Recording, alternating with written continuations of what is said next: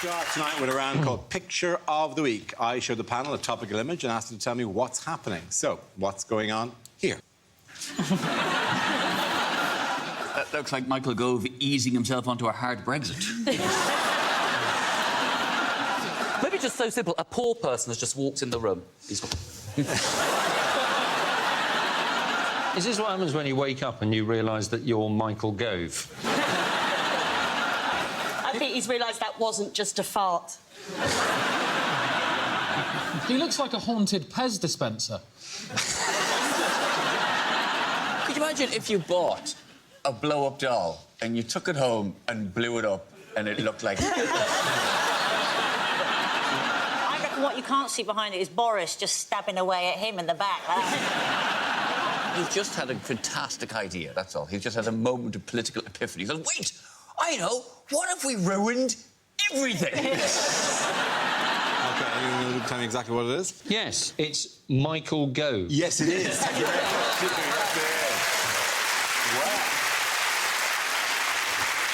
Yes, this is a picture of Conservative MP Michael Gove. He was in the news this week after he suggested that the government should lift the public sector pay cap whilst pressure mounted on Theresa May and Philip Hammond to ease austerity. A number of them said this. He apparently did. Boris Johnson has said this. What makes it unfortunate about the timing that they're suddenly calling for a lifting of the public service pay cap? Because it's about a week after they voted against it. Yeah!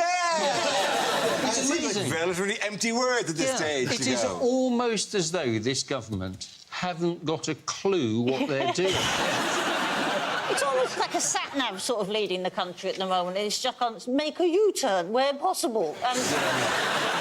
It's an amazing decision to give Minister for the Environment to someone who looks like they've never been outside before. He does have the look of the sickly Victorian child. Yeah, he looks like he drowned in a well. He's also... He's going to clash with May, though, isn't he? Because he's also Minister of Agriculture, isn't he? So he's got to stop her running through the wheat fields. I feel uncomfortable with Pick all the time on the way he looks, because, you know, he can't help that. You know, it's his policies that are ugly, not just the fact he looks like Pob's dad. What else did he say? What else did he announce this week?